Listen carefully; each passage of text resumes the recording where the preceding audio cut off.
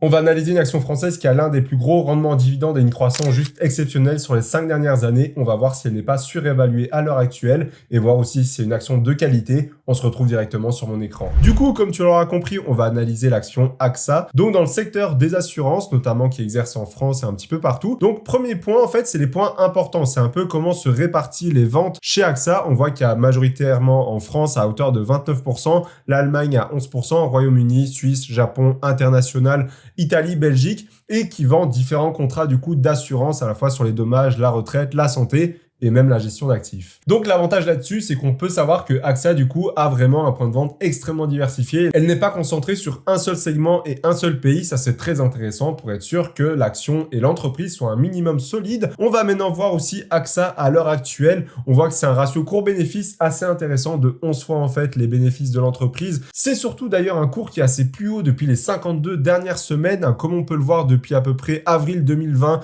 l'action est en constante hausse avec une incroyable croissance en fait, et surtout un dividende couplé à cela hyper intéressant pour les investisseurs, notamment en PEA, qui vont pouvoir recevoir leur dividende net d'impôt tant qu'ils ne le reversent pas vers leur compte bancaire. D'autant plus que ce rendement dividende sera de 6,13%, ce qui veut dire que pour 1000 euros investis, tu auras du coup 61,30 € qui augmente de 6% par an et qui aurait pu être même beaucoup plus important si on n'aurait pas connu la pandémie de 2020 qui a été forcé en fait AXA de diminuer son dividende. Et les retours sur un an, ils sont déjà extrêmement positifs, plus 21%, qui est beaucoup mieux que le CAC 40, et sur 5 ans, on dépasse encore une fois largement l'indice national avec plus 97%, qui est vraiment une très belle performance pour cette entreprise. Ensuite, on va passer aux 6 indicateurs essentiels à valider pour être sûr que l'action soit de qualité. Le premier, c'est le free cash flow. On voit que sur les 5 dernières années, elle a augmenté en moyenne de 19% par an, qui est largement au-dessus des 8% que je souhaite atteindre, mais on voit que c'est un petit peu mitigé quand même quand on regarde un peu plus près le graphique. C'est-à-dire qu'on voit, certes, on a une augmentation qui a été extrêmement élevée, mais une descente qui l'a été d'autant plus et qui est même plus faible que les années précédentes. Donc à voir dans les prochaines années comment ces derniers se comportent, parce qu'on voit qu'il a quand même une tendance baissière sur le temps,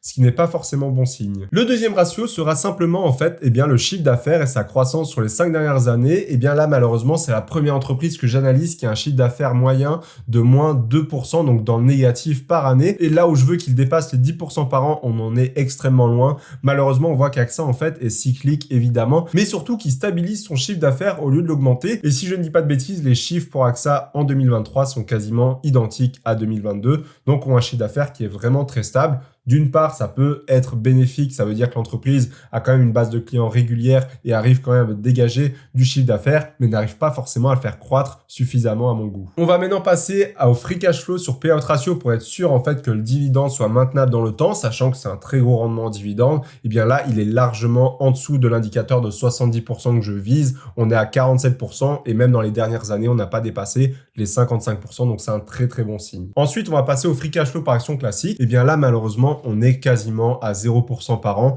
là où je veux qu'il augmente de plus de 8%. Et encore une fois, comme son free cash flow classique, en fait, on voit qu'on a une très grosse hausse en 2020, mais une très forte baisse en 2021-2022, même par rapport à l'historique de 2018-2019, ce qui n'est pas forcément très convaincant pour cette entreprise, malheureusement. Enfin, l'avant-dernier indicateur est simplement la dette sur EBITDA, c'est-à-dire en combien d'années est-ce que l'entreprise peut rembourser la dette qu'elle a contractée. Théoriquement, évidemment, on est à 4,15 ans, donc malheureusement, c'est largement au-dessus des 3 ans que je m'étais fixé, et on a même atteint en 2020 à hauteur de 13 ans quasiment, 2019 à hauteur de 12 ans, et en 2018 à hauteur de 7 ans à peu près. Donc malheureusement, même si la dette sur EBITDA a largement baissé, elle reste quand même largement au-dessus de mes attentes. Et pour finir, le point positif, c'est notamment en fait la croissance du nombre d'actions en circulation de AXA. Évidemment, en tant qu'actionnaire, on souhaite que le nombre d'actions réduise dans le temps, c'est-à-dire que l'entreprise procède à un rachat d'actions au fur et à mesure du temps, ce qui veut dire qu'on ne voit pas nos parts diluer, ce qui serait le cas si l'entreprise émettrait des actions, comme c'est le cas notamment de Realty Income, que je te mets l'analyse juste ici,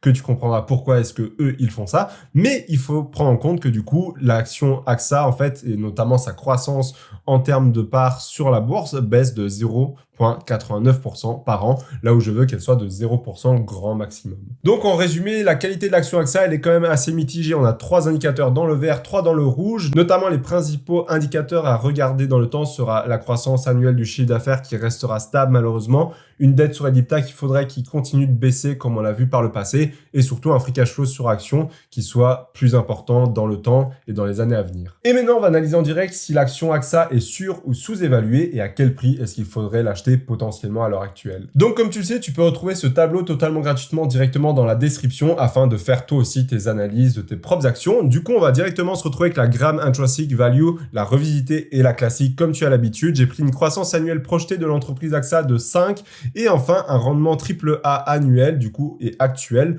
de 4,8%, ce qui est le taux des AAA Yield Corporate Bonds si je dis pas de bêtises. Donc on a une valeur intrinsèque pour la revisitée qui nous donnera 31,68 € quand l'action vaut à l'heure actuelle 32 et 36 centimes, donc on est légèrement en dessous. Quand la classique nous donnera un petit peu plus de 48 €, ce qui veut dire qu'on aura une moyenne supérieure au prix de vente actuel qui est de 40 € et 13 centimes, mais évidemment, on va encore la comparer avec quelques autres indicateurs. Pour le prochain, on va simplement prendre l'historique du free cash flow que tu sais est assez mitigé du coup pour AXA, notamment sur les 5 dernières années, et tu peux le voir juste ici, on est vraiment en dents de scie, ce qui prouve en fait eh bien, la cyclicité de ce type d'actif. On va voir du coup que la croissance moyenne est de 16%, avec ce qui s'est passé par le passé, j'ai estimé une croissance de 4%, je préfère toujours rester pessimiste que optimiste, c'est toujours la meilleure chose à faire quand on prend ces décisions d'investissement, ce qui pourrait nous donner à l'heure actuelle un prix par action de 53,66 €, donc encore une fois largement au-dessus du prix de vente actuel. Pour continuer, on va maintenant se baser sur le dividende afin de connaître bien, la valeur théorique de l'action. On voit que son dividende a augmenté en moyenne de 16% par an. Du coup, on voit un WACC de 5%, donc c'est-à-dire le Weighted Average Cost of Capital de l'entreprise. J'ai encore une fois fait l'estimation de la croissance du dividende à 2%.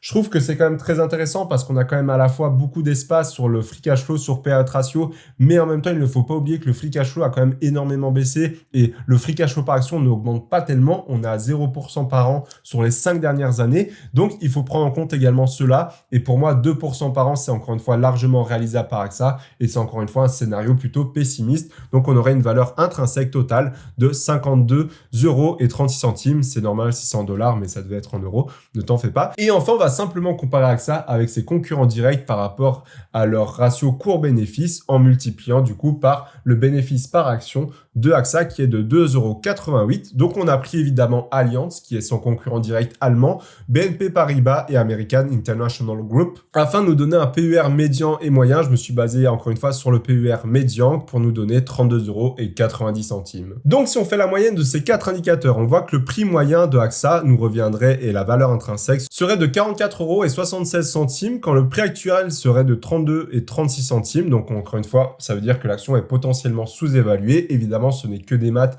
et ce n'est pas la science infuse. Ce n'est pas pour ça qu'AXA ne va pas baisser dès demain, ce qui nous laisserait du coup une marge de 38% environ. Et si tu estimes toi qu'avec les indicateurs de qualité que je t'ai montré qu'il faudrait mettre une marge de sécurité, tu peux très bien mettre 10% de marge de sécurité. Tu devrais acheter l'action non pas au-dessus du coup de 44 €, mais cette fois-ci de 40,29 €. Et si tu veux vraiment mettre une grosse marge de sécurité de 20%, tu ne pourras pas acheter l'action au-dessus des 35,80 €. Donc, encore une fois, l'action à l'heure actuelle serait théoriquement sous-évaluée. À toi, évidemment, de faire tes propres recherches pour en être sûr et savoir si tu vas l'ajouter ou non à ton portefeuille. D'ailleurs, tu vas voir l'analyse en direct de l'action américaine Coca-Cola où je t'explique pourquoi est-ce qu'elle n'est pas réellement si intéressante que ça à l'heure actuelle. Je te mets la vidéo juste ici. On se retrouve juste derrière. À tout de suite.